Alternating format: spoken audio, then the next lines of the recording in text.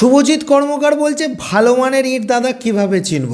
ইট চেনা নিয়ে প্রচুর ভিডিও প্রচুর লোকে বানিয়েছে, তবে গ্যারেন্টি দিয়ে বলতে পারি এই ভিডিওটা দেখার পর মনে হবে যে না, এই ভিডিওটা তো এর আগে কোনো চ্যানেলে কোনো জায়গায় এইভাবে এই কথাগুলো বলতে দেখিনি বা শুনিনি।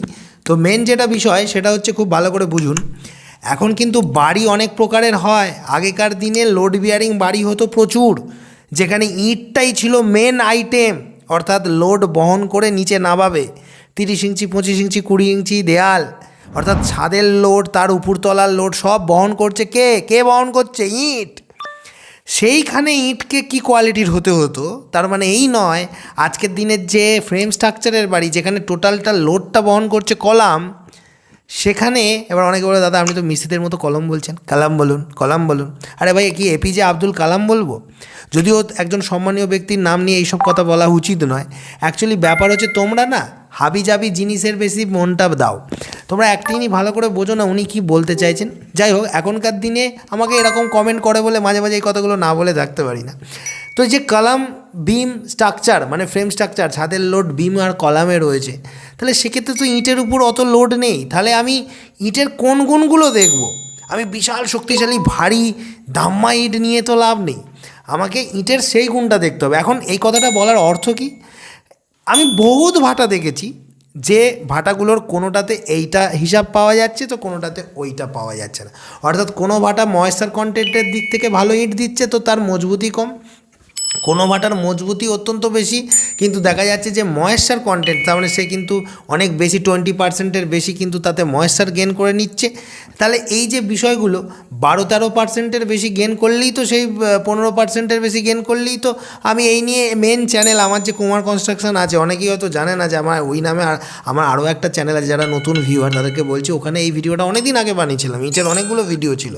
কিন্তু ব্যাপার হচ্ছে যে তাহলে সেখানে ময়েশ্চার কন্টেন্ট মানে সেই ইট বেশি, সেখানে আমি পরীক্ষা দেখিয়েছিলাম যে বালতির মধ্যে ইটকে ডুবিয়ে একবার ইটকে শুকনো অবস্থায় ওজন, তারপর একবার ভিজে অবস্থায় ওজন করে দেখতে হবে যে দুটোর মধ্যে পার্সেন্টেজটা কত পার্সেন্টের মতো জল টানছে, সেইগুলো আলাদা বিষয় ছিল। কিন্তু ঘটনা হচ্ছে যে ইটটা মজবুত বেশি, দেখা যাচ্ছে সে দেখছি বেশি ময়েশ্চার নিয়ে নিচ্ছে। একটা ইট হয়তো প্রচুর সাউন্ড ভালো, মানে অনেকেই ভিডিওতে বলে না যে টং টং করে টিনের মতো লোহার মতো আওয়াজ হতে হবে, সাউন্ড ভালো, কিন্তু ইটটা চারিদিকে ফাটা। তাহলে আমি কোথায় যাব? মানে কোনো একটা কম ভাটার ইঁটে সব মিলছে এরকম ইট নেই। মানে ইঁটটা ফাটাও হবে না, টং টং করে সাউন্ডও দেবে, ইঁটটা সোজাও হবে। যে ইঁটটা বিশাল হাডি পুড়েছে বেশি, সেই ইঁটটা আবার পিকড ঝামা ইট হয়ে গেছে, টেরা বেঁকা হয়ে গেছে। এটাই তো সায়েন্স, এটাই তো বিজ্ঞান। যেটা ইঁট পুড়বে সেটা তো বেঁকবেই, সোজা পাবেন কোথায়? তাহলে এইখানেই তো আসল খেলাটা। এই কথাগুলো তো কেউ বলবে না যে কথাটা এবার আমি বলবো। সেই ব্যাপারটা এবার ভালো করে বুঝুন। আমি কলম স্ট্রাকচারে বাড়ি বানাচ্ছি, হ্যাঁ, তাহলে আমার ইটের গুরুত্ব কোনটা সব থেকে বেশি দরকার? কোনটা বেশি দরকার? যে সেই ইটটা যাতে ড্যাম্প খুব তাড়াতাড়ি না নেয়, সেই ইটটাতে নোনা যাতে না আসে, এই বিষয়গুলোই খেয়াল রাখবো, তাই না?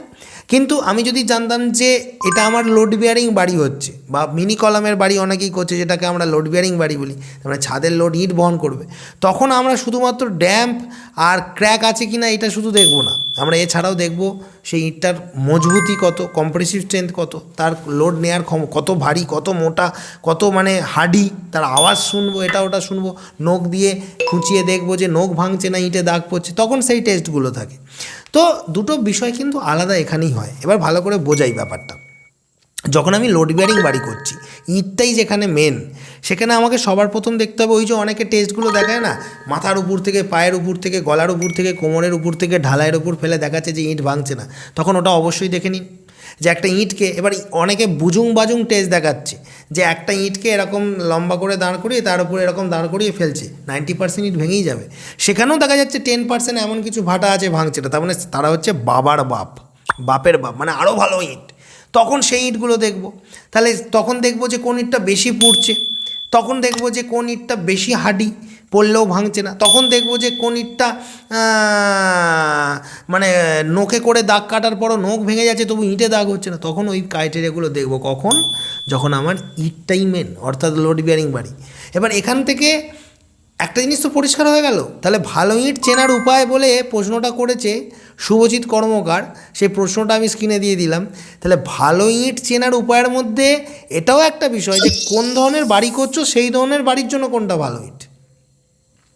এখানে কিন্তু flyer segment, AAC block segment নয়, এখানে সবই মাটি পুড়িয়ে যে ইট ভাটা, যেটা এখন আস্তে আস্তে চলে যাবে, এই ভিডিওগুলো একসময় ইতিহাস হয়ে যাবে, সেই ভাটার কথা বলছি। এবার দেখো আমি কলম স্ট্রাকচারে বাড়ি করছি, লোড নেবে কলম, ইট হচ্ছে জাস্ট দেয়ালকে বোঝাবো। তাহলে এখানে আমার বিশাল ভারী, বিশাল টং টঙে সাউন্ডওয়ালা, বিশাল হার্ডনেস দেখার দরকার নেই।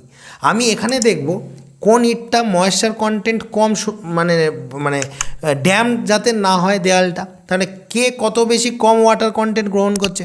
আমি যদি ওই পরীক্ষাটা যেটা আমার মেন চ্যানেলে দেখিয়েছিলাম যে 12%, 10%, 11% জল নিচ্ছে, শোষণ করছে, তাহলে ঠিক আছে, তাহলে সেই ইট নেওয়া যেতে পারে। এবং সেখানে এটা দেখবো যে ইটটা যাতে ক্র্যাক না থাকে।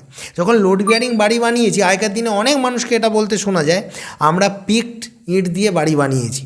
ইট বাড়ি কি সে ওয়ারিং মিস্ত্রিরা এসে হাতুড়ি দিয়ে কাটতে পারছে না, সেটা লোড বিয়ারিং বাড়ির ক্ষেত্রে সত্য।